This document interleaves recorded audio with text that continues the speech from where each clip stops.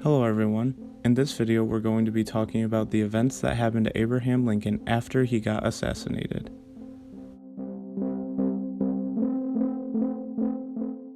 This video draws from the events that happened on April 14, 1865. John Wilkes Booth had already previously tried murdering Lincoln many times. In his mind, Abraham Lincoln, like Caesar, had too much power in the United States and that needed to be stopped. Booth saw the perfect opportunity to kill Abraham Lincoln when he found out that Lincoln would be watching a play at Ford's Theater that night. Booth had his eyes on Lincoln specifically because of what he stood for. Lincoln was a radical president, and Booth couldn't fathom someone like that representing his country in office. What's even more interesting about this event is that weeks before it even happened, Lincoln was awakened one night by a nightmare. He describes the dream as him being assassinated and, quote, as if a number of people were weeping, end quote.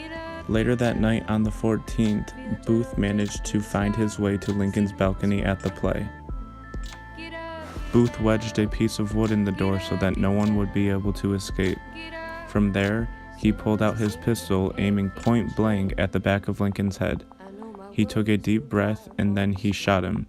Since the back of Lincoln's head was completely exposed, that's where Booth shot him. The bullet went through Lincoln's brain and then became lodged under his right eye. Luckily, there was a doctor in the audience, Dr. Charles Lyell, and he immediately went up to the box. He determined that the bullet went through his left ear and got lodged under his eye. However, Lincoln's body was paralyzed and he was barely breathing. Booth immediately jumped from the balcony and he broke his leg, but he did escape. He was found and shot about 2 weeks later. But the next day on April 15, 1865, Lincoln died about 9 hours after the gunshot wound. Following his death and some investigation, they began to prepare his body for his funeral. Egyptians were the first ones to have a process to embalm a body. The first thing they do is the removal of the brain. The skull is then repacked with resin. The second thing they do is evisceration. Essentially, all of the internal organs are taken out and they are replaced with fluids. The third step is an immersion in natron or sodium salt. The body stays in this solution for 20 to 70 days. The fourth step is dehydration. The body is cleansed, straightened, and allowed to dehydrate in the sun. The last step being wrapping the body in bandages and then placing the body in a sarcophagus. Dr. Thomas Holmes is considered to be the father of modern embalming. He experimented with preservative chemicals while working as a coroner. By using arsenic and formaldehyde, he is able to slow down the decomposition of a body, and it's made easier to handle while prepping for a funeral. An incision is made in the collarbone, and from there tubes are put in. The tubes are filled with the solution and they cycle out all of the blood, and by getting the blood out of the body, this slows down decomposition. Dr. Holmes reportedly embalmed over 4,000 soldiers in the U.S. Civil War, and this is what made it gain in popularity. Bodies were identifiable for a slightly longer period of time due to their ability to not break down as fast. American families would wash down a body and put out candles during their funeral to hide the smell of decomposition, but Dr. Holmes was selling arsenic for $3 and teaching people how to perform embalming so that people could preserve their bodies for the funerals. Since Lincoln's body was now embalmed, he was able to go on a 21-day trip around the United States in his funeral train.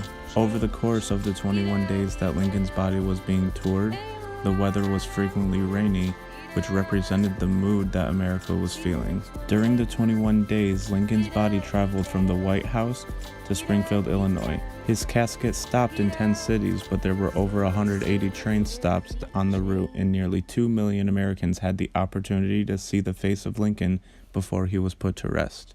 Nearly 7 million at the time were able to claim that they saw the train that was holding the deceased president. Even made his way up to Albany, New York. He generally stayed away from the South due to tensions that would arise. Also on the train was the coffin containing the body of Lincoln's son Willie, who had died in 1862 at the age of 11 due to typhoid fever. Willie's body had been disinterred from a plot in Washington, D.C. and was put on the train to be buried with his father, the President of the United States. What's interesting is that Lincoln's grave has been moved and opened a few times over the years, so on September 26, 1901, it had to be opened just to identify that the president was still there. This event was the start of a tradition for some presidential funerals. In modern times, presidential funerals are extravagant celebrations of life. One interesting fact is that all recent deceased presidents, which include Kennedy, Reagan, and H.W. Bush, all have nearly identical caskets. Every presidential funeral has bouquets upon bouquets of beautiful flowers. The military leads a procession, and there's a 21 cannon salute. Even the pedestal that the casket sits on has been passed down and is a tradition. Lincoln had a powerful effect on the world and how we see many things today, both politics-wise or even how people get involved. Upon leaving the earth, his legacy created a state where all men of all parties came together with a common interest and a common grief, and they stood together and supported him and the nation as a whole. No president in history overcame any bigger crisis. What better way to end it all than to tour the country? He forever changed.